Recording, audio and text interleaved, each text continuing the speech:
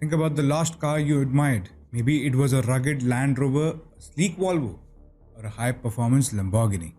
You see a brand, a badge, and a history. But in 2026, the car industry is no longer a collection of independent companies. It's a game of thrones played by 10 massive families. You think you're choosing between an American truck, an Italian supercar, or a British SUV, but often you're just walking into different rooms of the same corporate house. Today, we are pulling back the curtain on the secret sister companies, the shocking earnings, and the Bhartiya giants that saved the West's most iconic brands from the scrap heap.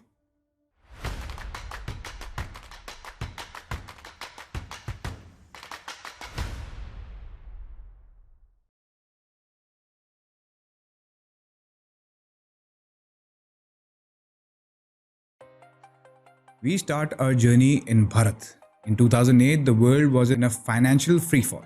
Ford was desperate to dump its luxury baggage, Jaguar and Land Rover. Enter Tata Motors. When Ratan Tata bought JLR for 2.3 billion, Ford executives reportedly told him he was doing them a favor. Fast forward to 2026. Tata didn't just save these brands, they turned them into a money printing machine. JLR now contributes the lion's share of Tata's revenue. With Q3 FY26 reporting massive sequential recoveries, the family tree under the Tata umbrella, you have JLR, Tata Daewoo, which is South Korean, and Tata Passenger Electric Mobility. Tata is currently the king of EVs in Bharat, using the engineering secrets of Land Rover to build cars like the Tata Safari and Nexon EV. They proved that Bhartiya ownership could revitalize British heritage without losing its soul.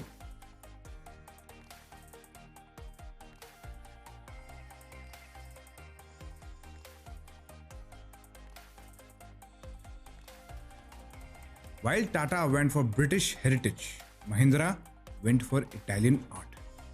Most people know Mahindra for their rugged SUVs and being the world's largest tractor maker. But their biggest secret?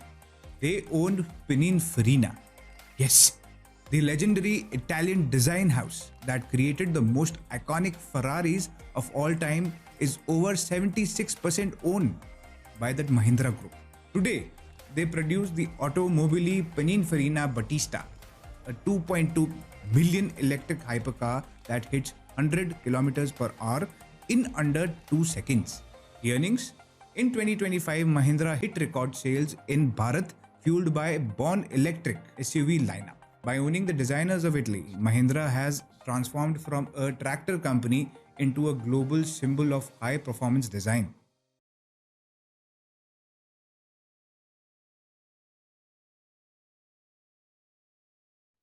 In 2025, the unthinkable happened. BID officially outsold Tesla in pure electric vehicles. Unlike Tesla, BID didn't start with software, they started with batteries. They make their own cells, their own chips, and even their own seats. This vertical integration means they can sell a high-tech EV for $15,000 and still make a profit.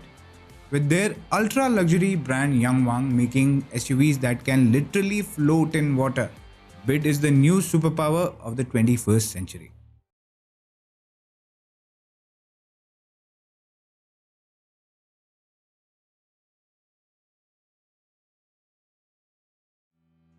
At number 2 is the most valuable traditional car brand in the world, Toyota.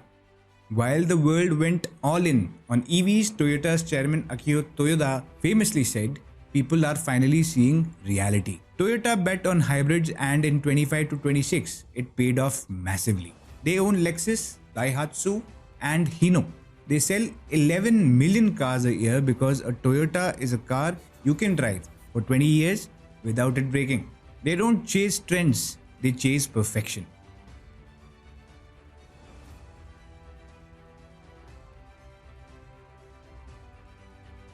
Finally, we reach number 1, the undisputed revenue king, the Volkswagen Group.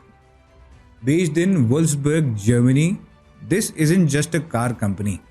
It's a financial empire built like a ladder of luxury. Think of it like this. At the base of the ladder, you have the everyman brands Volkswagen, Skoda, and Seat, which sell millions of cars to regular families. Move up one step and you hit the tech tier with Audi, where the profit margins start to climb. But the top of the ladder is where the real magic happens. Volkswagen owns the most prestigious names in history: Porsche, Bentley, and Lamborghini. The secret? In 2025, the group reported a staggering 321 billion in sales revenue. But here is the kicker. Porsche alone makes more profit per vehicle than almost any other brands on this list. That massive Porsche profit acts like a safety net, allowing the group to experiment with everything from the humble Volkswagen Golf to 3 million electric hypercars.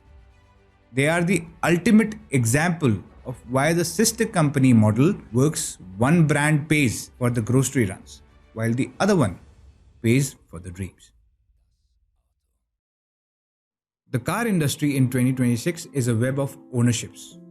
We've seen how Bhartiya grit saved British luxury, how China used batteries to conquer the world, and how Germany and Japan are fighting to stay relevant. When you buy a car tomorrow, remember, you aren't just buying a machine, you're joining a family.